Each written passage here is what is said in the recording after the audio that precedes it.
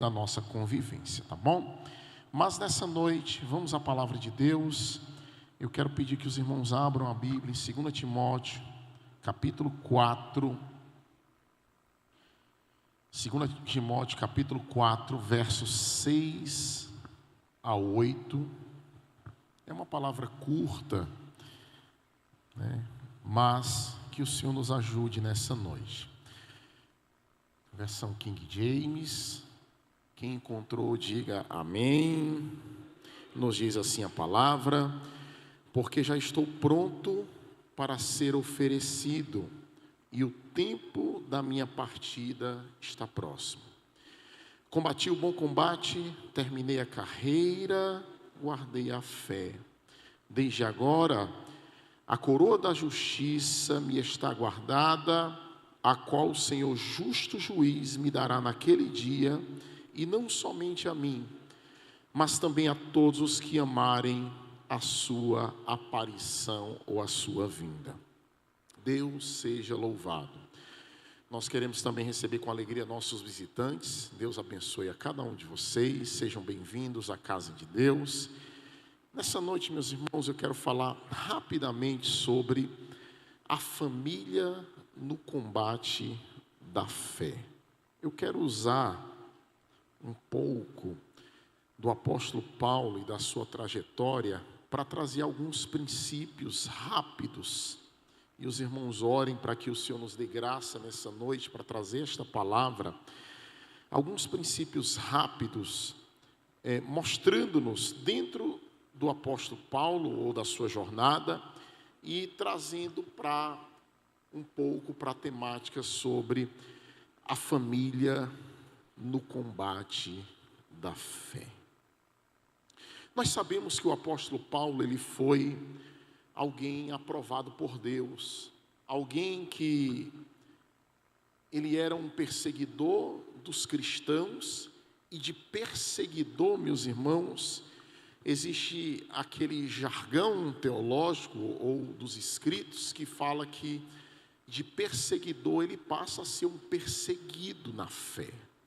Ele foi alguém, meus irmãos, que perseguia os cristãos, mas quando ele foi cercado por Cristo e atingido pelo Evangelho como alvo de Deus, ele se tornou alguém imbatível, podemos assim dizer.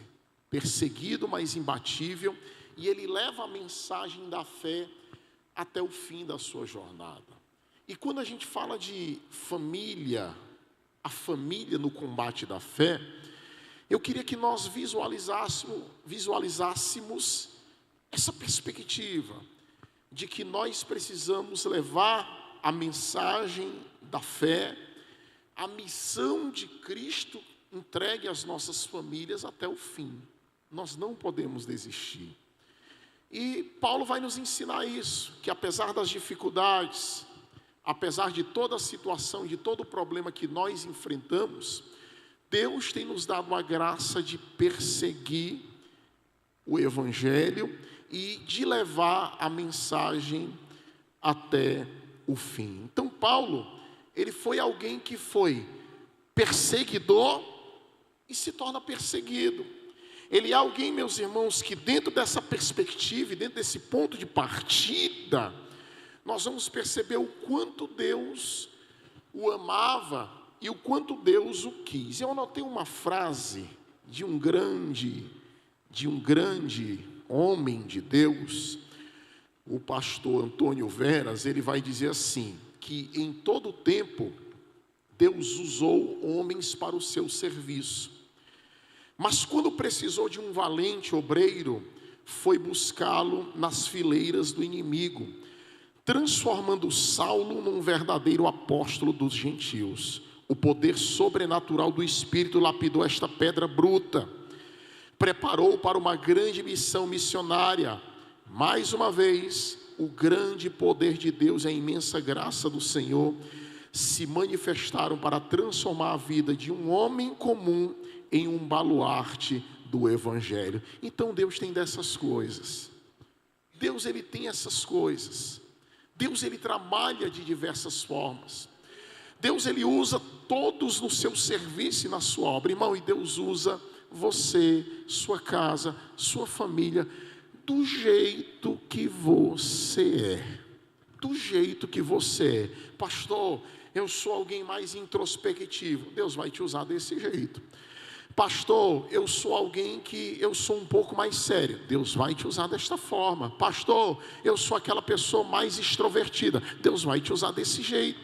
Então Deus, ele tem os seus valentes para usar. Mas aqui nós estamos pensando dentro da perspectiva da família.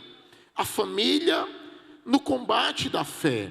Então, quando a gente vai olhar, meus irmãos, esse ponto de partida do apóstolo Paulo, que embora fosse cidadão romano, natural de Tarso da Cilícia, embora, meus irmãos, ele fosse um cidadão romano, Paulo era um judeu, da tribo de Benjamim, que foi instruído aos pés de Gamaliel. E quando ele aprende aos pés de Gamaliel, um doutor da lei importante naquela época, que ocupava, meus irmãos, um cargo elevadíssimo no Sinédrio, a Bíblia vai nos mostrar, meus irmãos, que embora esse Paulo, que na verdade o seu nome romano era Saulo de Tarso, e mais tarde Deus o chama de Paulo, e Paulo eu sei bem o significado, porque eu tenho uma Paula. Paulo, nome no seu original significa pequena. Paulo significa pequeno. Ele era alguém, meus irmãos, pequenino. Vamos trazer uma simbologia, pequeno diante do Senhor, mas alguém que Deus viu uma bravura, alguém que Deus viu um espírito aguerrido, alguém que Deus precisou tirar das trincheiras do inimigo, para através da sua conversão e batismo, usar como um baluarte do Evangelho. Este mesmo Paulo, meus irmãos, quando nós olhamos, que numa outra oportunidade ele vai se declarar Hebreus de Hebreus, esse mesmo Paulo, que é responsável por boa parte dos escritos do Novo Testamento, tendo escrito 13 epístolas ou 13 cartas, que uma certa feita alguém vai dizer que se o Novo Testamento ele fosse, meus irmãos, formado da carta que Paulo escreveu aos Romanos, se ele fosse formado pelo Evangelho de João e o livro da Revelação, Apocalipse, nós não teríamos falta de nada, ou das principais informações necessárias para seguirmos a nossa jornada. Então Paulo é responsável por um terço do Novo Testamento, podemos assim dizer, em termos de importância da sua mensagem. Mas este homem, meus irmãos, que no caminho de Damasco, ele teve uma experiência com o Senhor Jesus Cristo. A Bíblia diz, meus irmãos, que ele saindo com cartas para Damasco, para perseguir os cristãos, ele não conseguiu chegar até o seu destino. Essas cartas, alguém vai dizer que elas nunca chegaram em Damasco, porque Jesus Cristo impediu, Jesus Cristo o envolveu através de um milagre sobrenatural de conversão. Ele ouve a voz do Senhor que dizia: Saulo, Saulo, por que me persegues? Meus queridos irmãos, e aleluia, este homem, como membro do concílio do Sinédrio, ele dava voto a favor da morte dos cristãos, ele perseguia os cristãos, mas ele mal sabia que a perseguição aos cristãos era uma perseguição ao próprio Senhor Jesus. Quem és tu, Senhor? Aleluia! Eu sou Jesus a quem tu persegues. E a partir dali, meus irmãos, ele se torna um vaso escolhido para pregar a palavra entre os gentios. Se Deus fez isso com um homem desse cabedal, Deus pode fazer também na sua casa e na sua família. Deus pode também fazer na sua casa, na sua prole, na sua família. Deus tem poder de transformar a sua casa, assim como transformou a vida do apóstolo Paulo. Um dos maiores escritores que comenta, que tem um comentário histórico-cultural, o Lawrence Richards, ele vai dizer que a experiência da conversão de Paulo é crítica para que compreendamos este homem, cujo comprometimento total com Jesus está refletido. Então Paulo, meus irmãos, foi alguém levantado pelo próprio Deus, levantado pelo próprio Senhor, alguém que foi designado como um vaso escolhido para pregar a sua palavra entre os gentios, alguém que teve uma missão de vida, alguém que teve um projeto estabelecido por Deus sobre a sua história. A Bíblia vai dizer, meus irmãos, que quando esse homem se levanta, Deus envia um anônimo lá chamado Ananias, que decide, meus irmãos, seguir a orientação de Deus. Ele ora pelo Saulo de Tarso. O Saulo tem as escamas caindo dos seus olhos, ele volta a ver, ele recebe o enchimento do Espírito Santo sobre a sua vida, e a partir dali ele tem uma trajetória onde Deus vai direcioná-lo de uma forma sobrenatural. A Bíblia vai nos informar, meus queridos, que ele vai para o deserto da Galácia. A Bíblia vai nos informar, meus irmãos, que ele vai continuar fazendo tendas, ele vai continuar orando, ele vai continuar trabalhando, ele vai continuar estudando, ele vai continuar jejuando, porque enquanto o tempo de Deus não chega, nós não podemos estar ociosos, nós precisamos fazer aquilo que está em nossas mãos para fazer. Porque às vezes tem pessoas que acham que quando Deus tem uma chamada sobre a sua vida, ele tem que abandonar tudo nesta terra. Vai passar necessidade, vai passar privações. Você precisa esperar o tempo de Deus sobre a sua vida. Mas avançando um pouco mais, o apóstolo Paulo, ele foi alguém que não temeu as adversidades. Ele foi alguém que não se curvou diante das circunstâncias. Ele foi alguém que não parou no meio do caminho. Ele foi alguém perseverante em todas as áreas e trajetórias da sua vida. Porque quem para no meio do caminho não vai chegar em lugar nenhum. Quem para no meio do caminho, meus irmãos, não chega em lugar nenhum. O apóstolo Paulo, mesmo confrontado pelos apóstolos, ele não se curvou, porque ele sabia, ele estava focado na missão que Deus havia estabelecido sobre a vida dele. Então ele vai sobreviver às suas inúmeras dificuldades. Paulo vai sobreviver, meus irmãos, a prisões, açoites, naufrágios, rejeições. Paulo vai sobreviver, meus irmãos, a todas estas coisas. E tem crente, meus irmãos, que muitas das vezes ele quer abandonar a fé porque o irmão não passou por ele e não deu a paz do Senhor. Porque ele se sentiu desconfortável em algum momento sobre a sua trajetória. Irmão, levante a sua cabeça nesta noite. Juntamente com a sua casa e a sua família, levante a sua cabeça e entenda que você está alistado para o combate na fé, para o combate da fé. Você foi alistado, assim como o apóstolo Paulo, ele declara nesse texto, combati o bom combate.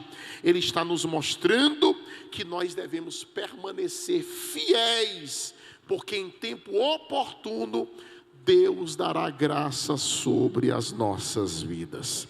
Paulo permanece fiel. Paulo não olha para trás. Paulo está olhando para o prêmio da soberana vocação. Paulo, meus irmãos, ele vai enfrentar o espinho na carne. A Bíblia vai dizer, meus irmãos, que em 3 ocasiões diferentes, ele pediu para Deus livrá-lo desse espinho na carne. E ele vai dizer assim: todavia, o Senhor não lhe atendeu, tendo apenas respondido ao apóstolo: a minha graça te basta. Aleluia, porque o poder de Deus se aperfeiçoa na fraqueza. Tem orações que Deus nunca nos responderá da forma que queremos. Deus sempre responde todas as orações, porque a resposta dele é sim, não e espera. Mas Deus nunca vai responder todas as nossas orações do jeito que nós queremos. Já pensou? Pare para pensar um pouco.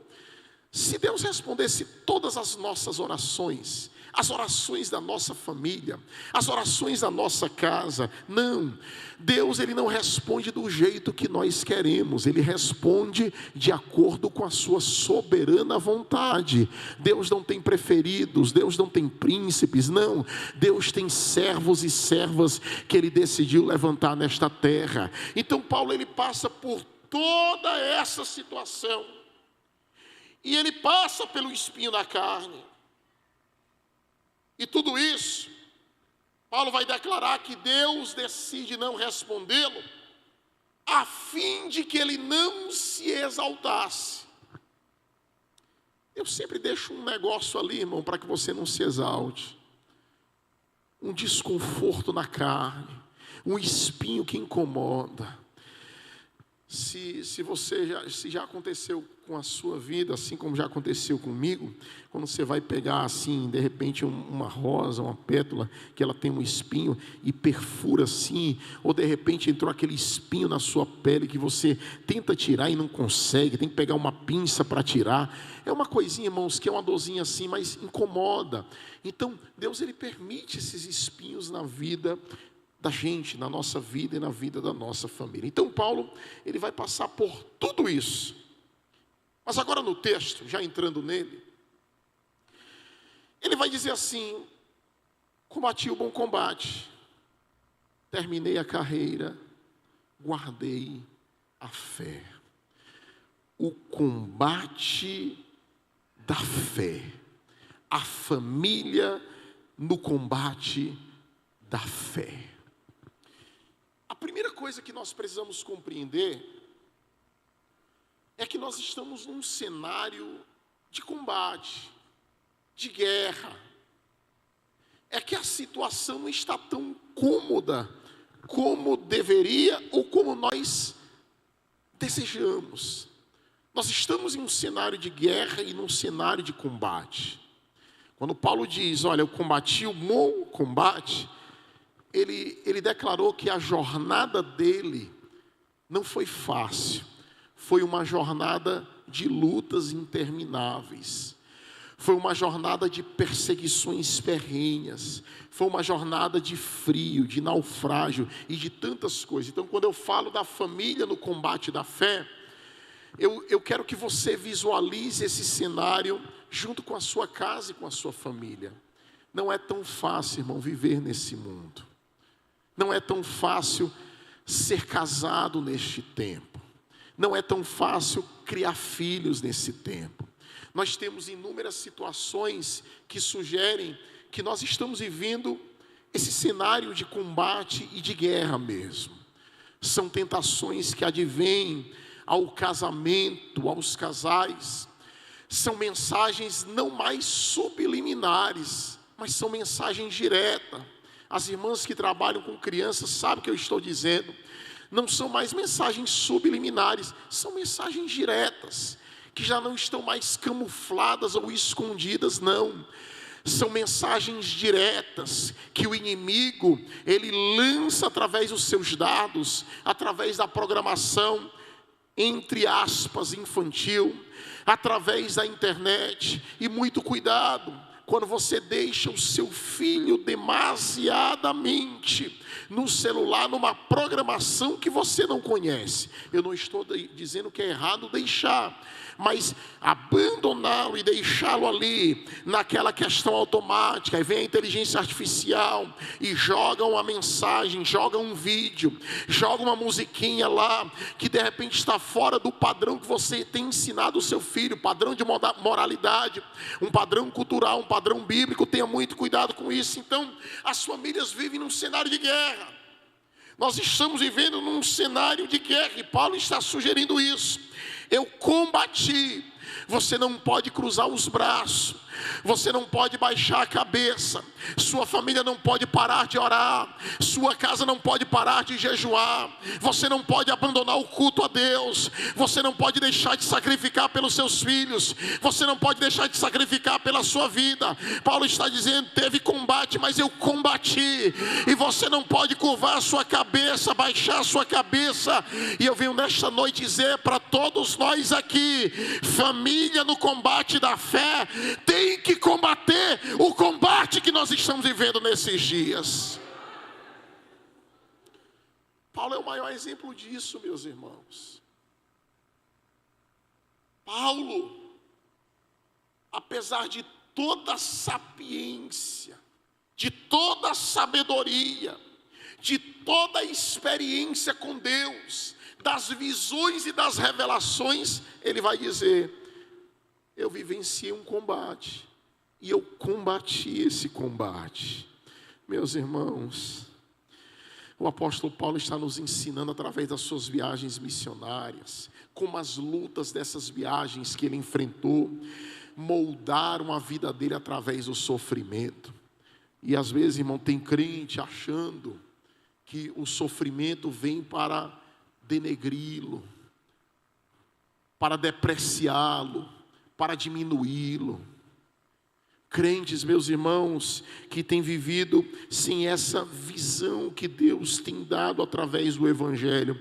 O sofrimento é para moldar a vida da gente. O sofrimento é para moldar a nossa casa. Glória a Deus, irmãos, pelos sofrimentos que já enfrentei junto com a minha casa, porque esses sofrimentos foram moldando e ainda hoje moldam a nossa vida, nos preparando a cada dia, não só eu, mas vocês e a cada um de nós, as nossas casas, para as próximas fases que Deus vai colocando a vida da gente. Então a minha mensagem é: há um combate, há uma guerra, aleluia. Não pense que a maior guerra é aquela que está acontecendo, meus irmãos, lá no Rio de Janeiro, ou em várias partes do nosso Brasil, e aqui não. Há uma guerra espiritual contra a sua casa. Há uma investida de demônios, de forças espirituais para desestabilizar a tua vida de oração, para desestabilizar a tua vida com a tua casa. Há um combate a combater, e Deus está nos dando ânimo nesta noite para levantar a cabeça e voltar para a guerra e combater o combate da fé com a nossa casa.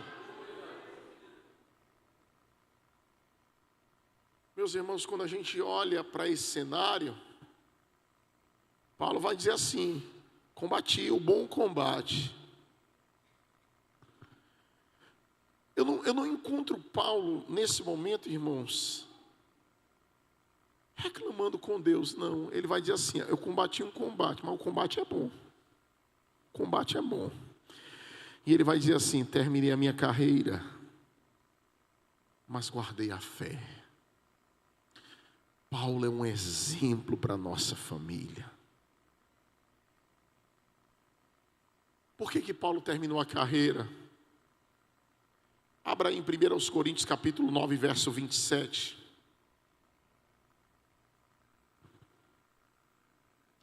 1 Coríntios capítulo 9, verso 27.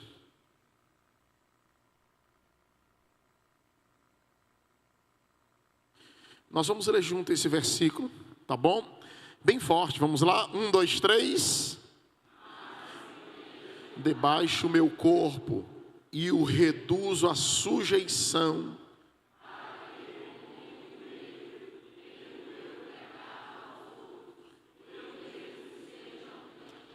Olha o que Paulo está dizendo. Mas mantenho debaixo o meu corpo e o reduzo à sujeição, a submissão. Por que Paulo ele consegue terminar a sua carreira e guardar a fé? Porque Paulo ele compreendia, meus irmãos, que ele estava num combate e por isso ele se esforçava para não ser reprovado. Por isso que Paulo vai dizer assim: procura apresentar-te a Deus aprovado. Não é o pastor Demétrio que nós nos apresentamos, não é o pastor Antônio José, não, com todo o respeito que a gente deve às lideranças constituídas por Deus, mas em primeiro lugar nós nos apresentamos a Deus, e a Deus, Paulo vai dizer: procura apresentar-te a Deus como obreiro aprovado. Se a gente tirar a palavra obreiro, fica um princípio maravilhoso para todos nós: procura apresentar-te a Deus aprovado, aleluia. Deus quer que nós não sejamos reprovados. É claro que Deus conhece todas as nossas limitações, limitações emocionais, limitações físicas, limitações psicológicas, limitações sentimentais, limitações na área dos relacionamentos. Deus conhece a nossa humanidade, Deus conhece nossas falhas, Deus conhece nossos pecados. Mas, irmão, Paulo é um exemplo para nós, porque Paulo se esforçava para não ser reprovado. Mas Paulo também, meus irmãos, é um exemplo de gratidão e de amor pastoral. Quando a gente olha para esse combate, ele guardando a sua fé, terminando a sua carreira, abra em Gálatas 4:19. Gálatas 4:19, olha o que diz as Escrituras. 4:19. Vamos lá, irmão, ler juntos? 1, 2, 3.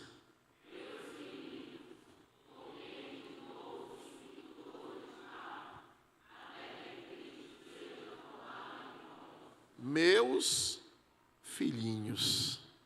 Olha a intimidade do apóstolo. Ele tratava seus discípulos, aqueles a quem ele ensinava, de filhos.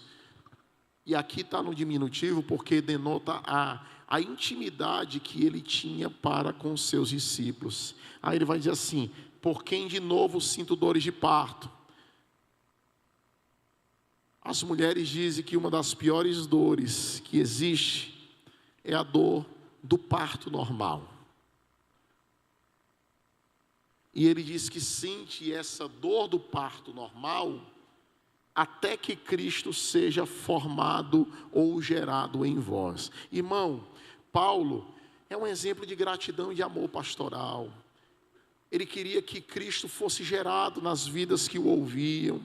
Ele formava, meus irmãos, ele investia na formação dos seus líderes, ele investia na formação dos crentes. Ele vai expressar isso em vários momentos nas Escrituras. Então, a família no combate da fé, ela precisa sentir essas dores de parto também. Eu não posso, meus irmãos, como pai, como mãe, terceirizar a responsabilidade que Deus me incumbiu de gerar Cristo nos nossos filhos. De repente jogar ele numa salinha de criança e dizer: se virem, que o meu filho aprenda a palavra. Não. Se ele não aprender dentro de casa, dificilmente ele vai aprender aqui a palavra de Deus. Se um filho, irmão, ele ouve dentro de casa o dia inteiro seus pais murmurando de tudo, falando mal de tudo, falando mal, meus irmãos, do mundo, falando mal dos acontecimentos que a gente tem presenciado, falando mal da igreja. Como é que Cristo vai ser gerado na vida dessa criança ou desse adolescente? Quem me ouve diz amém. Eu acho que eu estou assim, mais doutrinário hoje, irmão. Quinta-feira eu dei doutrina e a gente hoje traz uma palavra mais assim. Mas, meus irmãos, Paulo sentia dores de parto. Olhe para cá, adolescentes, para cá. Preste atenção numa coisa. Até que Cristo seja formado ou gerado em vós. Irmãos, nós temos que acreditar naquilo que nós pregamos. Nós temos que acreditar naquilo que nós ensinamos. E quando eu falo, não falo só eu como pastor. Eu falo aqui aos meus irmãos obreiros, né? Falo aqui a todos os irmãos que estão aqui. Nós temos que acreditar naquilo que nós verbalizamos, a palavra que nós pregamos. Não somos nós que vamos converter as pessoas. É a palavra de Deus que sai da boca de cada um de nós que vai gerar Cristo na vida das pessoas. É a palavra do Cristo. Esses dias, meus irmãos, eu estava me lembrando, no meu primeiro emprego, naquela época não tinha jovem aprendiz. E eu me lembro, irmãos, com 16 anos de idade, me autorizaram a fazer um momento de oração de 5 minutos, que naquela época eu dei o nome de Pare e Pense. 5 minutos. Esse trabalho, irmão, ele durou pouquíssimas semanas, porque depois alguém foi reclamar que aquilo não era para acontecer no ambiente de trabalho. Mas me lembro, quando na terceira reunião, que só durava 5 ou 6 minutos, a gente abria a Bíblia, lia um versículo, falava da palavra e depois orava.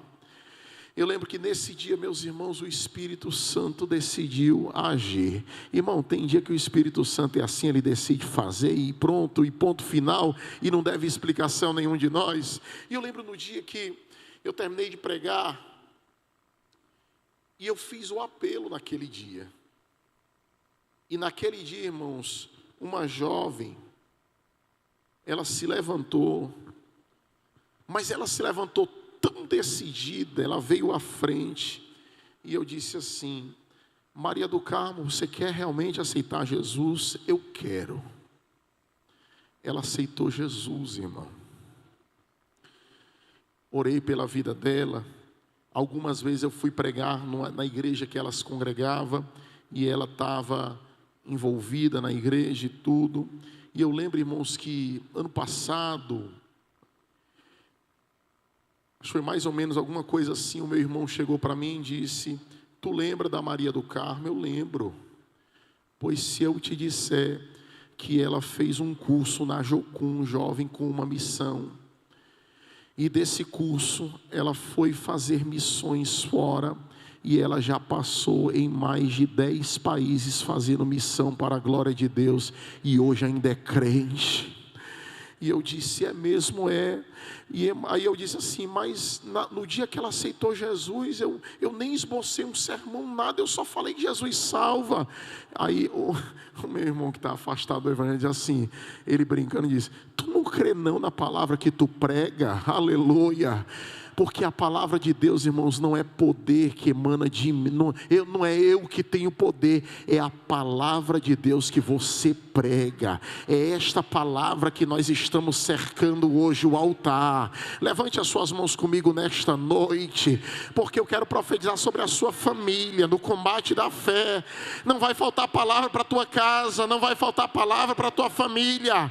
Essa palavra poderosa, assim que transformou, meus irmãos, a vida dessa jovem, que hoje é uma senhora, Maria do Carmo, ela tem poder de transformar a sua vida para a glória de Deus, e você está aqui hoje para receber esta palavra. Quem crê pode dar um brado de glórias ao Senhor.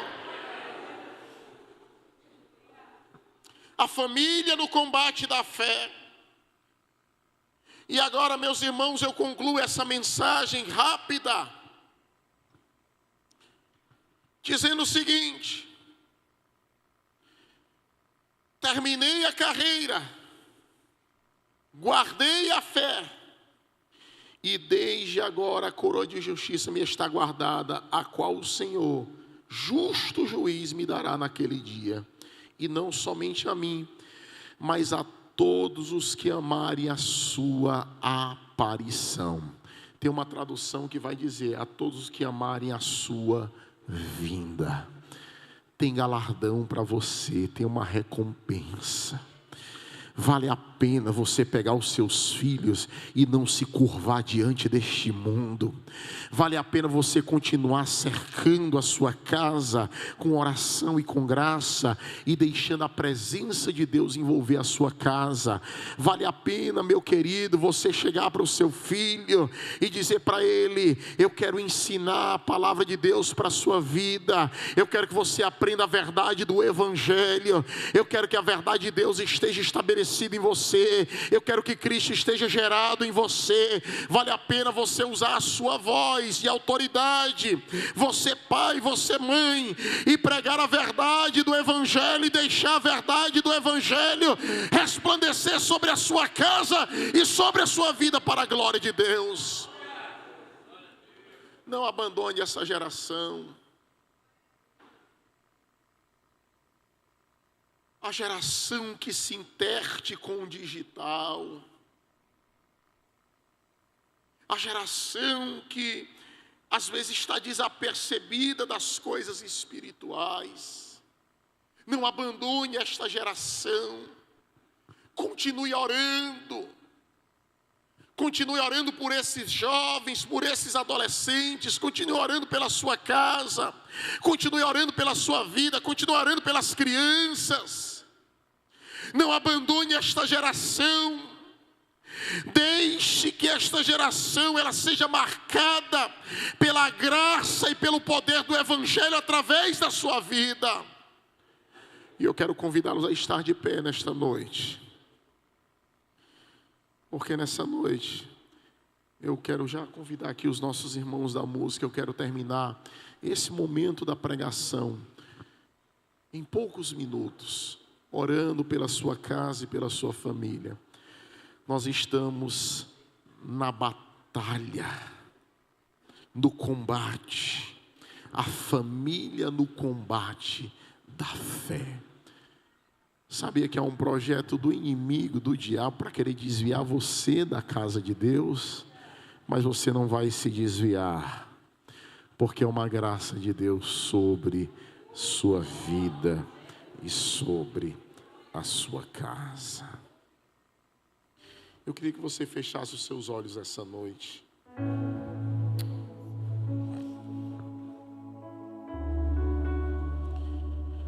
Eu não sei quais são as guerras que você ou vocês estão enfrentando nesses dias.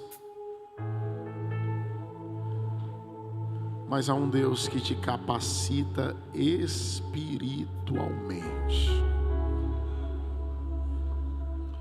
Há um Deus que cobre a sua casa, a sua família e a cerca com a intercessão dos santos, com uma muralha de proteção nesta noite. Hoje eu quero ser só um instrumento de Deus sobre a sua vida e dizer: seja cercado por esta glória nesta noite. Que a sua casa seja cercada por essa presença dele nesta noite. Que a sua vida seja inundada por esta presença de forma sobrenatural. Pai, nós estamos em tua presença nesta noite.